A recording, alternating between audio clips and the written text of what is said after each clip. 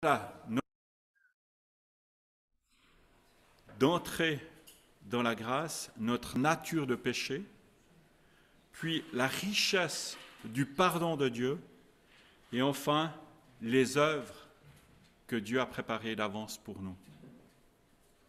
Alors lisons Éphésiens 2, les versets 1 à 10.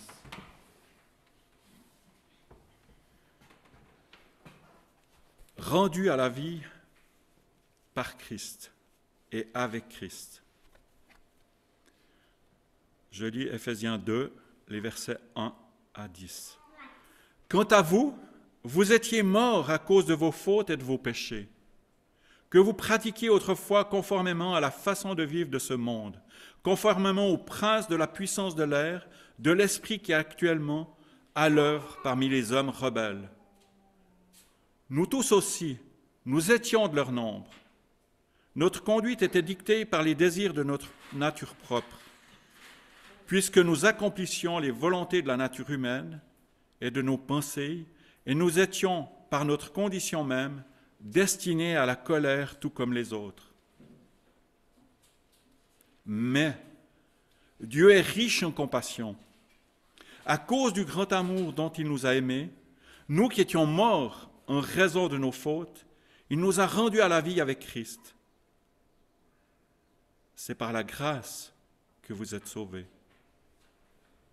Il nous a ressuscités et fait asseoir avec lui dans les lieux célestes en Jésus-Christ. Il a fait cela afin de montrer dans les temps à venir l'infinie richesse de sa grâce par la bonté qu'il a manifestée envers nous en Jésus-Christ. En effet, c'est par la grâce que vous êtes sauvés, par le moyen de la foi, et cela ne vient pas de vous, c'est le don de Dieu. Ce n'est pas par les œuvres, afin que personne ne puisse se vanter. En réalité, c'est lui qui nous a fait. Nous avons été créés en Jésus-Christ pour des œuvres bonnes que Dieu a préparées d'avance, afin que nous les pratiquions. Notre nature de péché, dans les versets 1 à 3, il est précisé que spirituellement, nous sommes morts à cause de nos fautes et de nos péchés. Et cela débute au tout début, au fait, de la Bible. Déjà à la Genèse, le premier couple de l'histoire humaine, en fait, jouissait de quelque chose de parfait, d'un environnement parfait, d'une belle complicité. Mais leur manque de confiance en Dieu a fait qu'ils n'ont pas tenu compte ni des paroles, ni des promesses de Dieu, et ça les a conduits à la rupture avec Dieu. Ce manque de confiance en Dieu apparaît aussi dans le manque de confiance qu'on peut avoir en notre conjoint. On voit que très vite, les choses se sont tout de suite délabrées finalement. Parce qu'au début, certainement que Adam et Ève, ils étaient contents d'être ensemble. Et puis tout d'un coup, là, il n'y a plus la confiance en Dieu. Mais il n'y a plus la confiance en l'autre. Ah, c'est à cause de l'autre. Dieu a-t-il réellement dit? On n'a pas confiance en ses promesses. Puis après, ça va tout de suite. Ah, mais c'est à cause de l'autre. C'est la femme qui était à mes côtés qui a fait ça. Mais c'est l'homme qui n'a pas veillé. Cette rupture de confiance, aujourd'hui encore, elle conduit comme autrefois à la peur, à la crainte. Ce premier couple, ils se sont cachés. Ils étaient dans l'angoisse, dans la peur. Et sous l'emprise du péché et de Satan, l'homme connaît encore aujourd'hui l'angoisse, la peur. Et cette non-paix, cette non-gestion aussi de nos émotions, parce que finalement tout va de pair, hein, on gère plus rien. Ça nous ouvre finalement à une rébellion contre Dieu, et ça donne une porte ouverte à Satan dans nos vies. Satan, certes, a un pouvoir provisoire et limité sur la terre, mais il agit. Et par notre rébellion, on lui offre un terrain de choix. Désormais, c'est nos instincts qui nous guident, notre nature humaine, comme il est dit dans le texte. Et on voit que des slogans ont été mis en place ou suggérés par l'homme à maintes reprises. Ni Dieu ni maître. Il est interdit d'interdire. Amour, gloire et beauté. On voit que notre conscience s'endort, mais notre nature propre, notre ego, s'épanouit. Mais attention, ça ne veut pas dire que l'homme ne peut pas faire de bonnes choses. Quand on regarde l'histoire, on se rend compte qu'il y a des hommes qui ont fait des très très bonnes choses. Ils ont fait des choses pour libérer, par exemple, leur peuple. Ils ont fait des choses aussi pour aider à la condition humaine. Quand il y avait des difficultés, il y a des ONG encore aujourd'hui qui travaillent et qui font un travail fabuleux pour aider notre prochain. Et qui sont pour autant pas croyants. Le problème n'est pas là. Le problème, c'est le cœur de l'homme déjà. Le cœur de l'homme qui est tortueux et qui est égoïste. Et puis, il y a le deuxième problème, c'est qu'on n'est pas parfait. Et le rachat de nos fautes face à un Dieu 3 fois saint, on n'y arrive pas. On n'y arrive pas. Personne ne peut acquérir cette sainteté, cette pureté qui peut nous permettre de rencontrer Dieu et d'avoir la vie éternelle. Donc nous sommes vraiment sous le jugement et la colère de Dieu. Mais nous sommes tous responsables de nos actes. Et j'aime bien cette anecdote que j'ai lue récemment. On raconte qu'un prédicateur anglais se rendit un jour en taxi à la résidence de l'archevêque de Canterbury. Arrivé devant l'entrée, le chauffeur se tourna vers lui et avec un clin d'œil, il s'écrie « Ah, vous êtes donc de ceux-là? Alors, faites une petite prière pour moi. » Le prédicateur lui rétorqua « Pourquoi le ferais-je? Vous êtes parfaitement capable de prier pour vous-même. Dieu a envie de vous entendre. » Le prédicateur resta dans le taxi, prit le temps d'amener ce chauffeur de taxi à Christ, lui apprenant aussi à prier lui-même. On est responsable nous-mêmes de nos actes. On est responsable de s'ouvrir au Seigneur. Même si, et il est vrai, le Saint-Esprit agit dans les cœurs. Remarquez que ce qui concerne la prière, les disciples aussi avaient besoin de prier. Jésus leur enseigna d'ailleurs comment ils devaient prier. Jésus pria pour eux, mais il ne se mit jamais à leur place.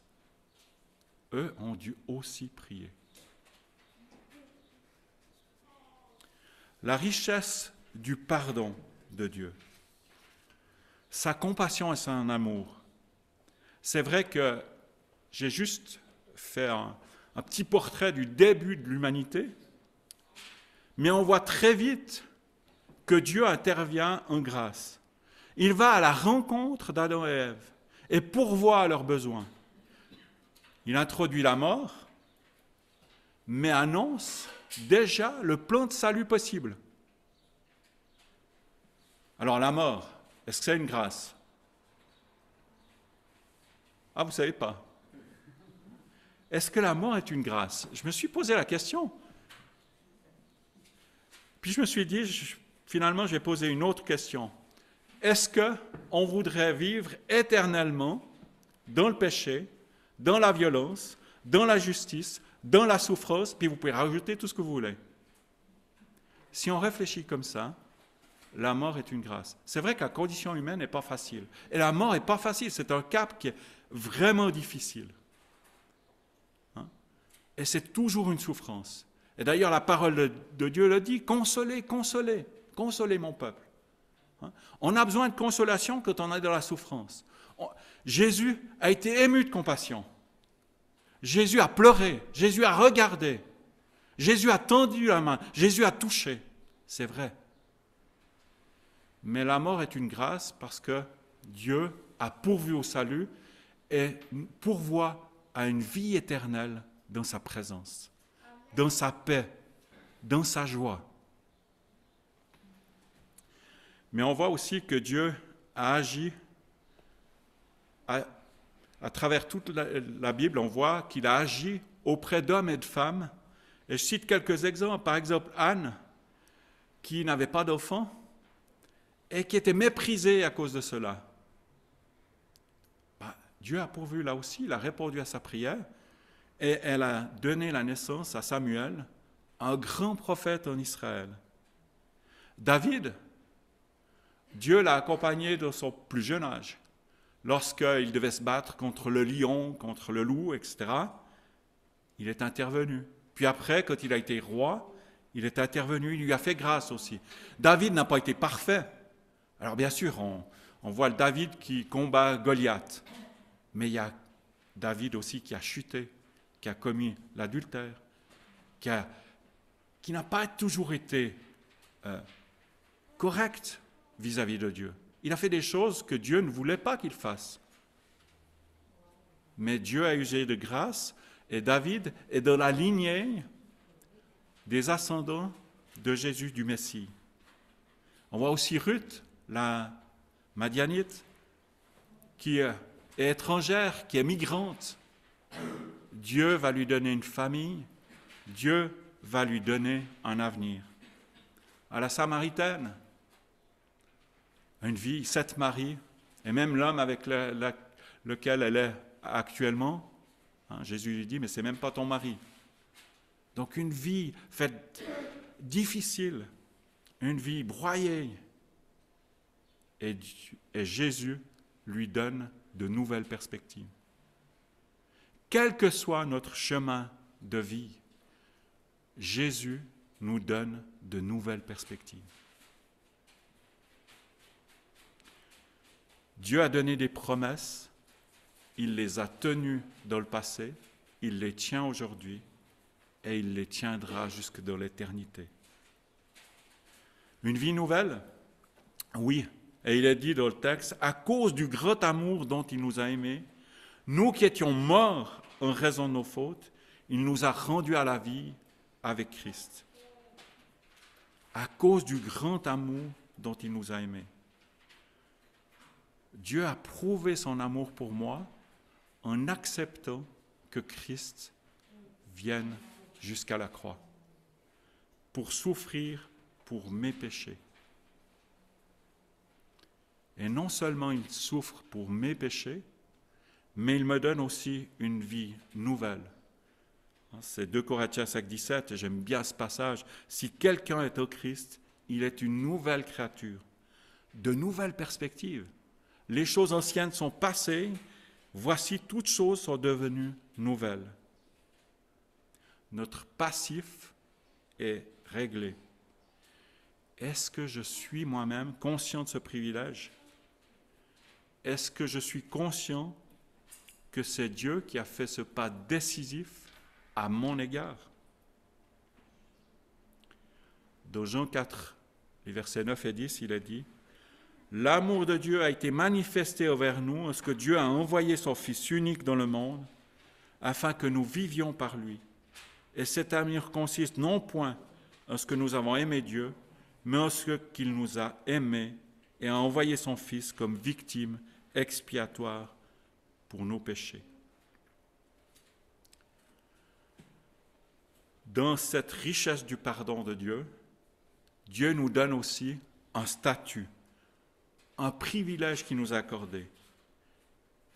Il nous a ressuscités et fait asseoir avec lui dans les lieux célestes en Jésus-Christ.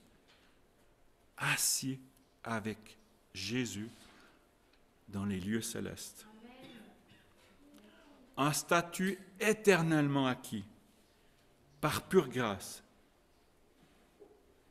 Certains ont voulu tuer la grâce. Voici la réponse qui a été donnée il y a plusieurs siècles à un jeune qui désirait suivre Jésus. Alors mon ami, les vêtements de couleur d'abord. Il faut débarrasser ta garde-robe de tout ce qui n'est pas blanc. Arrêtez de dormir sur un oreiller mou.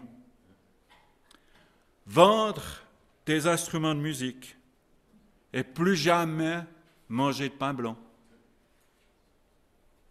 etc. Alors c'est vrai que ça fait sourire, mais quelles règles est-ce qu'on met aujourd'hui?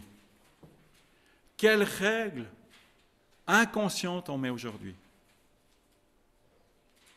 Lis ta Bible chaque jour et puis coche la case comme quoi tu l'as lu.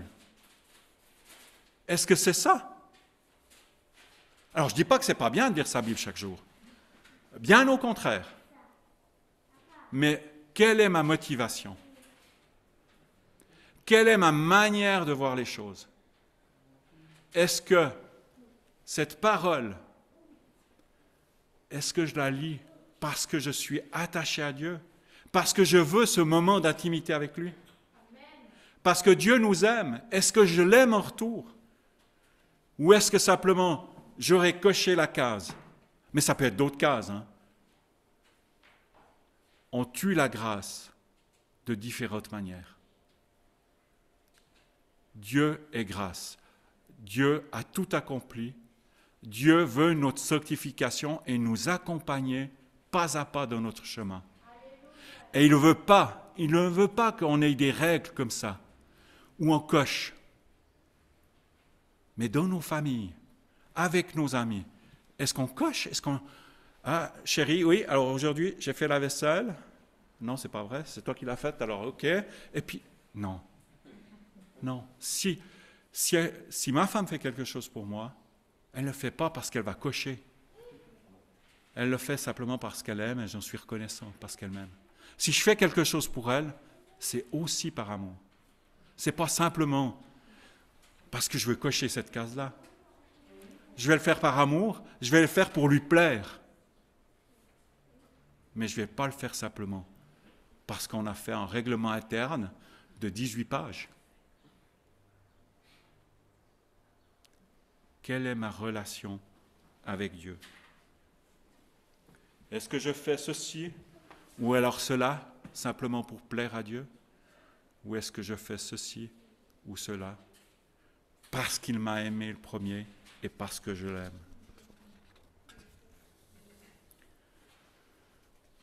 Dans l'Épître aux Galates, Paul est extrêmement clair sur ce sujet-là.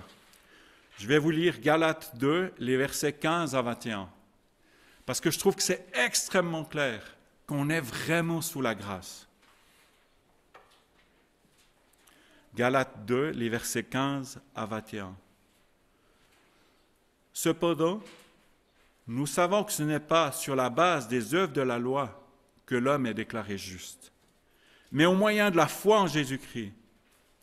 Ainsi, nous aussi, nous avons cru en Jésus-Christ, afin d'être déclarés justes sur la base de la foi en Christ et non sur des œuvres de la loi, puisque personne ne sera considéré comme juste sur la base des œuvres de la loi.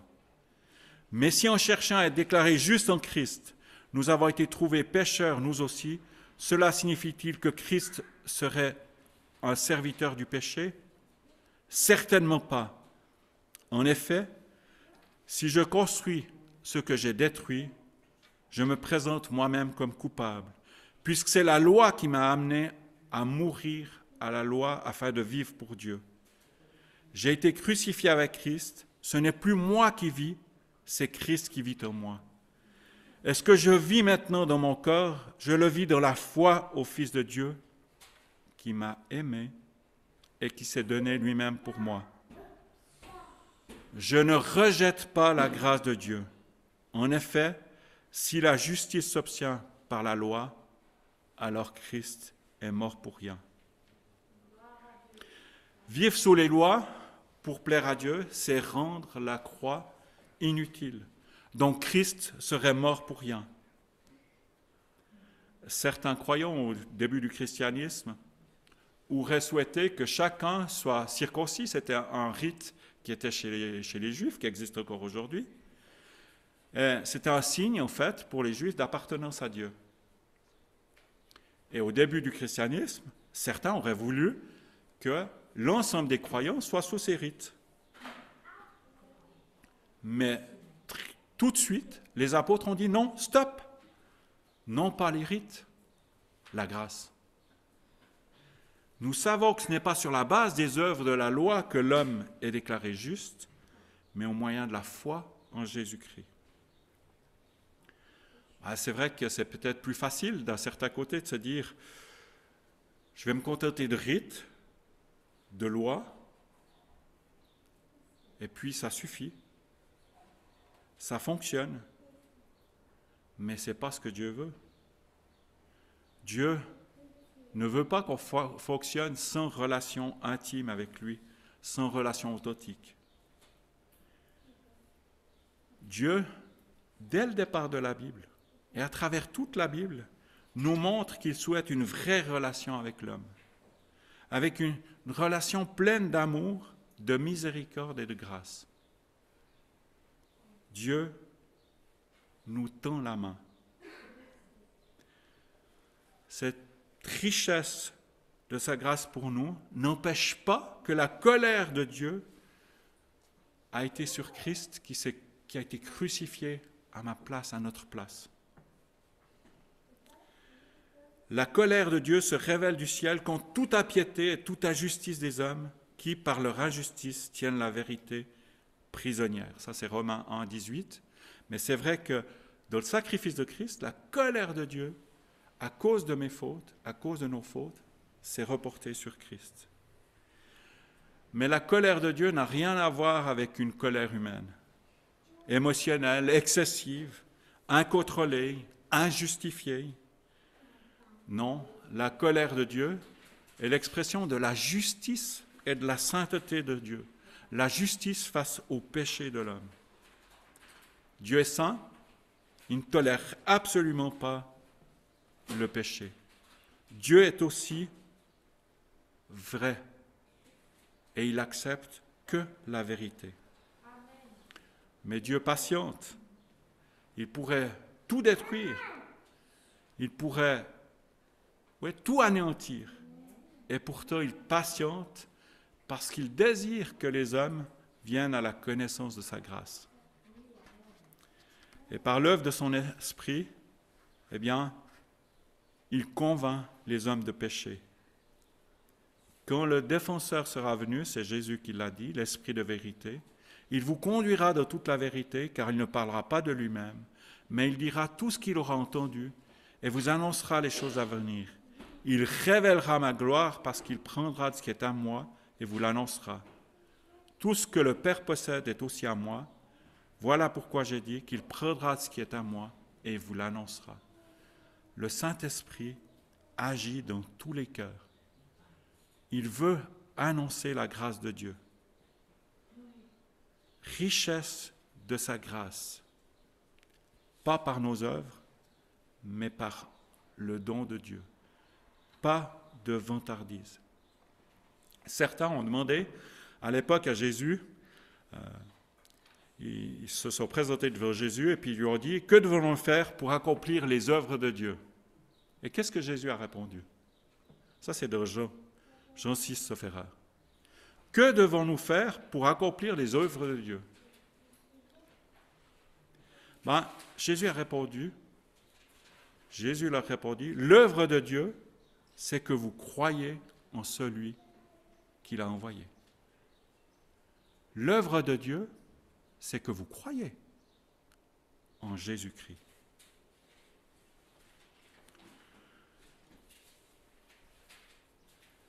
Et croire en Jésus-Christ, c'est aussi entrer dans ce qu'il a prévu pour nous. Il y a un commandement que Jésus nous a donné à travers tout l'Évangile. Et je pense qu'il y a de circonstances, spécialement dans ces temps parfois difficiles. Ce commandement, on le connaît tous, et il l'a dit dans maintes circonstances, ne crains pas, ou ne craignez pas. Vous pouvez relire les évangiles, le nombre de fois qu'il y a, ne craignez pas ou ne crains pas. Ne crains pas, crois seulement. L'œuvre de Dieu, c'est que vous croyez. Et soyons donc reconnaissants pour la richesse de sa grâce. Maintenant, dans ce texte, c'est mis qu'on a à avancer dans les œuvres qu'il a préparées d'avance.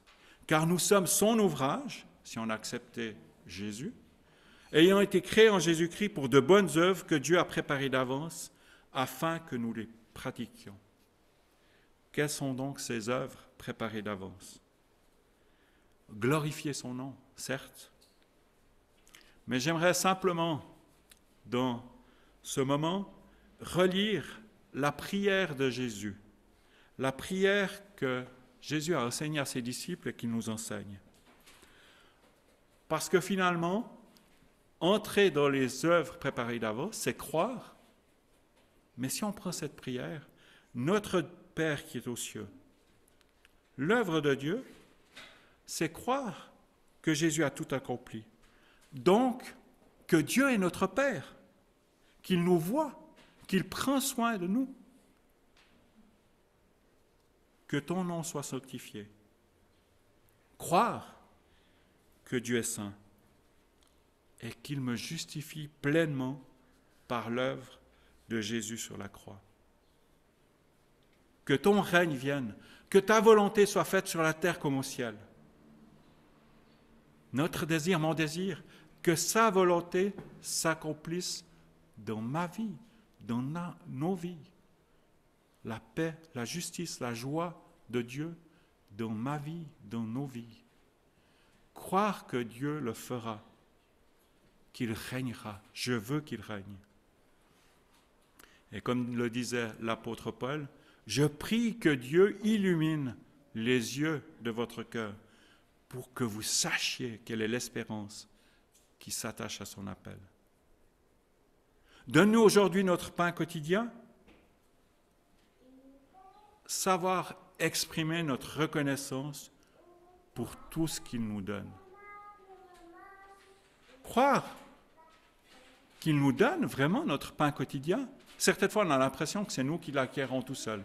Mais tout pourrait disparaître. Et d'ailleurs, dans certaines régions du globe, certains n'ont même pas leur pain quotidien.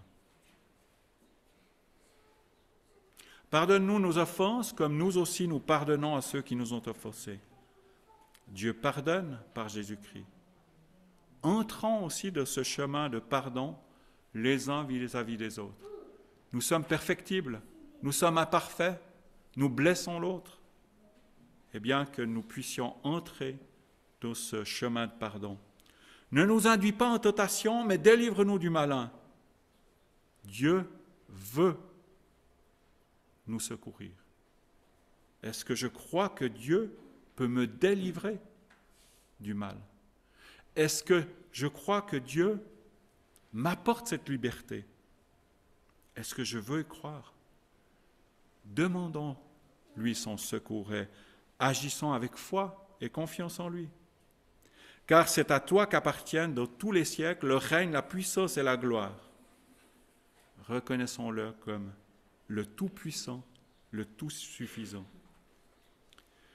Il y a un chant qu'on chantera tout à l'heure, et nous chantons facilement, tel que je suis sans rien à moi, sinon ton sang versé pour moi. Et ta voix qui m'appelle, agneau de Dieu, je viens, tel que je suis sans rien à moi. C'est vite chanté, c'est vite dit. Est-ce que je viens vraiment à lui? Est-ce que je suis conscient? Est-ce que j'accepte pleinement le tout accompli à la croix? Est-ce que je suis dans cette dynamique? Ce n'est plus moi qui vis, c'est Christ qui vit en moi. Ma vie en tant qu'homme, je la vis maintenant dans la foi au Fils de Dieu, qui, par amour pour moi, s'est livré à la mort à ma place. Je vous invite à chanter maintenant ce chant, tel que je suis, je viens.